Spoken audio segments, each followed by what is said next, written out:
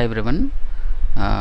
In this session we will going to create domain, and we'll create data element also, and also we will going to create a table, database table, custom database table will going to create in this session.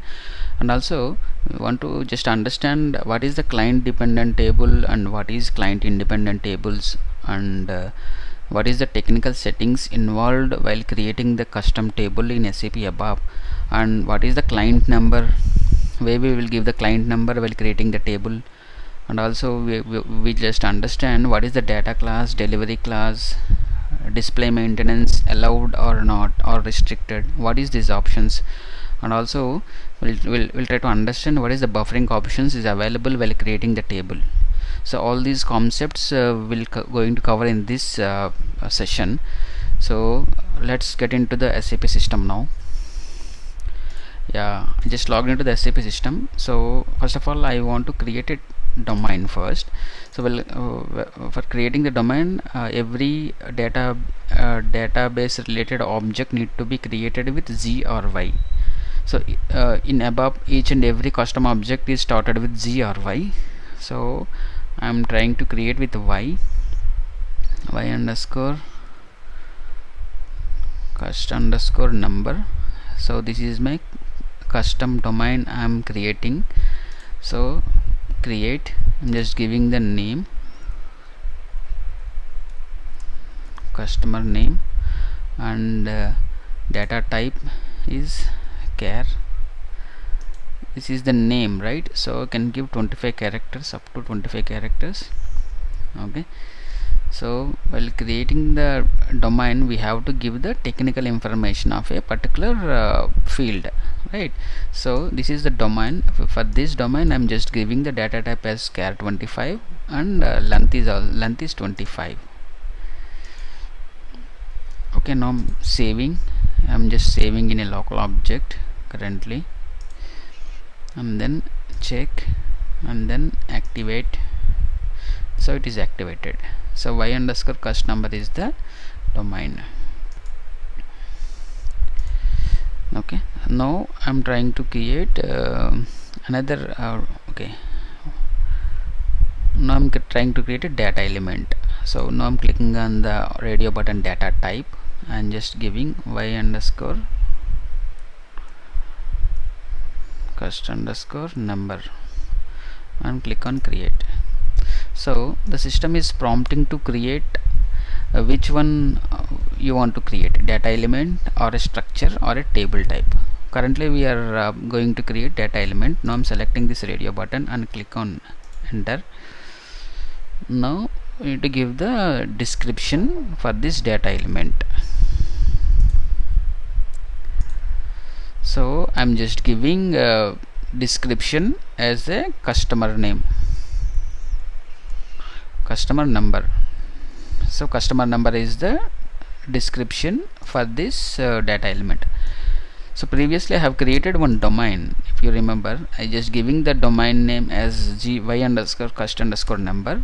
So if we click on enter, it is taking the previously created data, previously created domain as the domain value here. Now I'm just clicking on save, and I'm storing in a local object.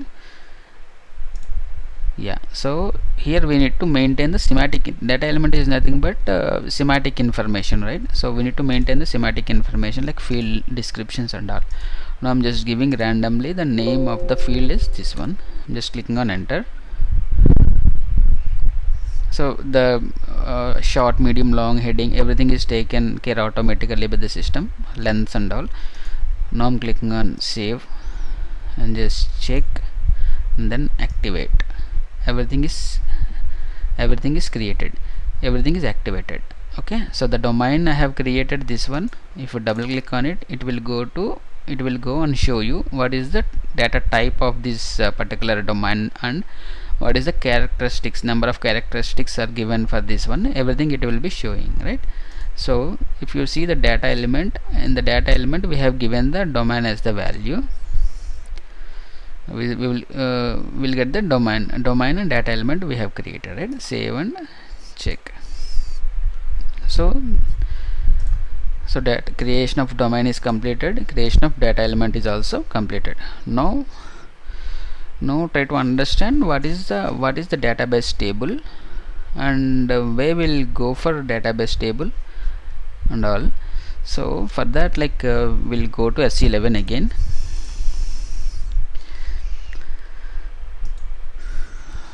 /n SC11, and now I'm giving the table name as YCUST underscore data, customer data. I'm just selecting this radio button. I'm just trying to create the table.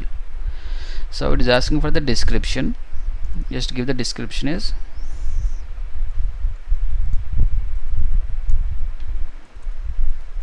customer data, and fields we need to give the delivery class here while creating the table. So this is the transparent table name I'm giving, y cust underscore data, and description is y customer and customer data, right?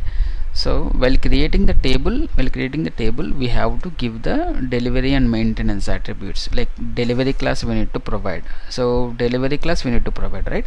So what is the delivery class? Basically, what is the delivery class and what all the options are available while creating the delivery class? So if you see here, delivery class, we have 7 options are available. So A is for application table and master and transactional data, and C is for customizing, and L is for temporary data. So the most of the times we will go with option A only, application data. Means master and transparent table we will choose every time, and for table data this is the display maintenance. Display maintenance is required, is allowed or not, we need to provide here. So if you provide the display maintenance is not allowed, so once the table is created, then you cannot change anything on this particular table. So most of the times we will restrictions, we will allowed with the restrictions we will provide. And then go to the fields here. So here for transparent table, for creating for creating any table, we have to give the fields as the basic field names we need to provide here, right? So here, so what we need to give as the initial value, what we need to give here.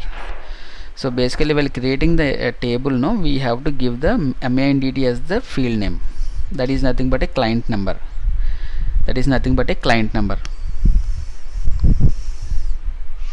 So client number we need to provide here. It is a unique number which is used to provide the security to the data in the database.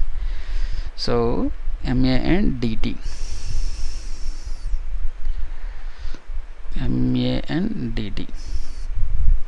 This is a client number. Basically it is a key field, and value should be initial only. So the client numbers are created by the basis consultants. Basically these numbers are we don't have any access to create these numbers. So the basis team while establishing the systems and all, they will create the client numbers and all, and they will send to the systems. So basically this is created by the basis consultants. So based on the client numbers, no, usernames and roles are assigned to the particular consultants. Okay, so this is the MANDT field, is the first field we need to provide here. And then what is the second option? What is the second field? So second field should be our customer underscore number. So this is the field name. I'm just giving the key field and also initial. Data element for this is y underscore cust underscore number. So this is the data element we have created just now. So this is the customer number. It is automatically recognizing. If you go inside to this customer number, so the domain is also created, domain is also recognizing, right? So just this is the one field we are created just now, created data element and domain for this customer number and customer number, right? G underscore customer number, right. So I need to give the customer name also, CUST underscore name. So I have not created any customer name here, but I want to give the inbuilt type. So if you click on that inbuilt type, I'll just give char 25, and also I want to give the customer name. I'm just giving like this, and also I want to give city, _city. City would be char 15.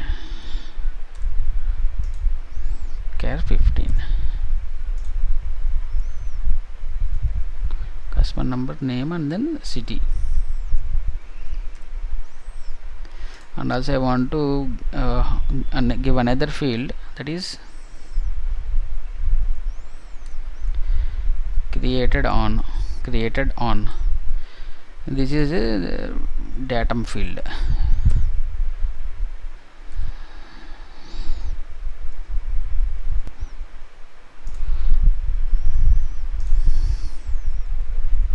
So this is a standard one. So this is a standard data type. So you can give the datum as the data element name directly. It will recognize as a date. So I have created one customer table, custom table name customer data y cust data. In this cust data table, I have customer number is the one field, and customer name is the second one, customer city, and then created on. So all these fields are created under this custom table. So basically, like way we will go with MA and DT. Without MA and DT also we can create it, right?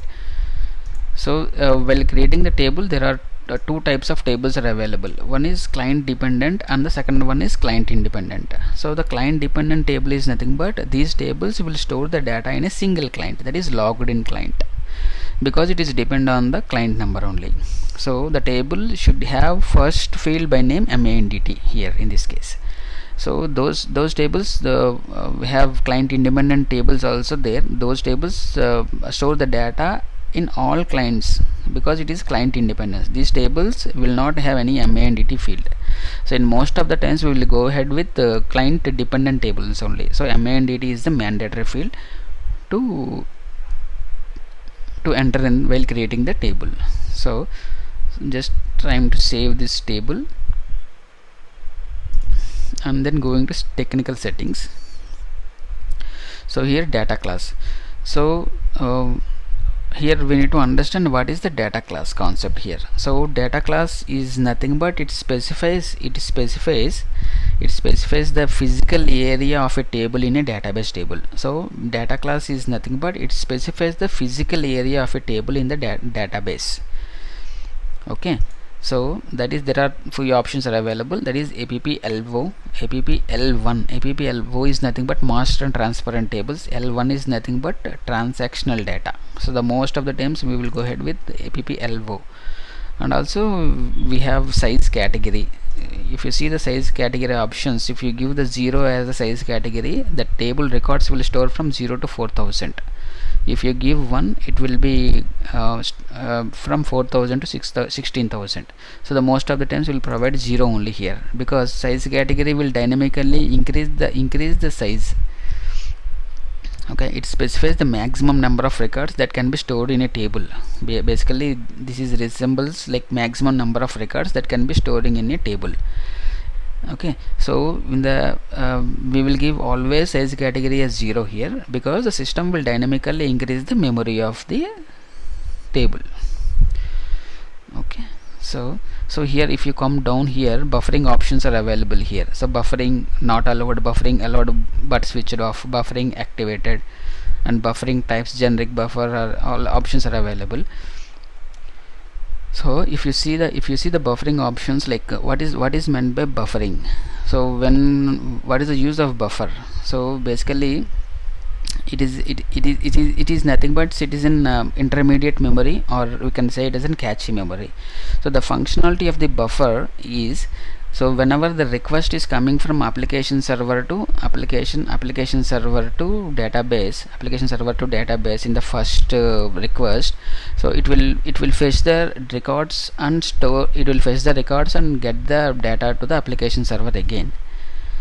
Okay, so if the request is asking again for the second time, so then it will not go to the database table and get the data from the database table again. It will not happen like that. So first it will check in the intermediate or cache memory. So if it is the data is available, then it will pick it from there only. So that is nothing but a buffering. So here we have options like buffering allowed but switched off, buffering activated, buffering not allowed. We can choose the options whenever is required. And log data changes. So log data changes is nothing but like whenever the user changes anything, any actions are performed by the user, that can be captured in by clicking on this log data changes tick mark, and then save it. Saved. Go back again, save, and then activate. So activated. So the table is created now. So the table is successfully created.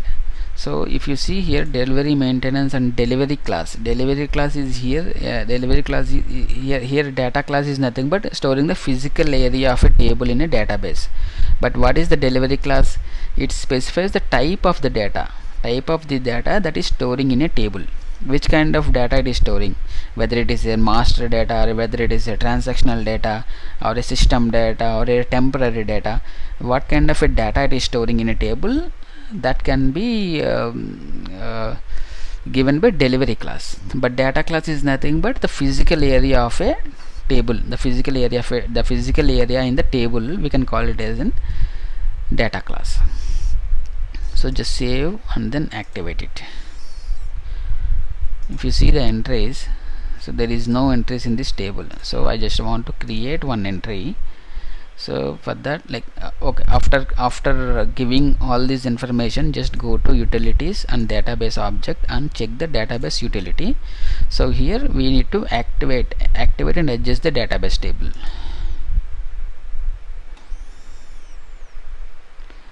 Adjust the table.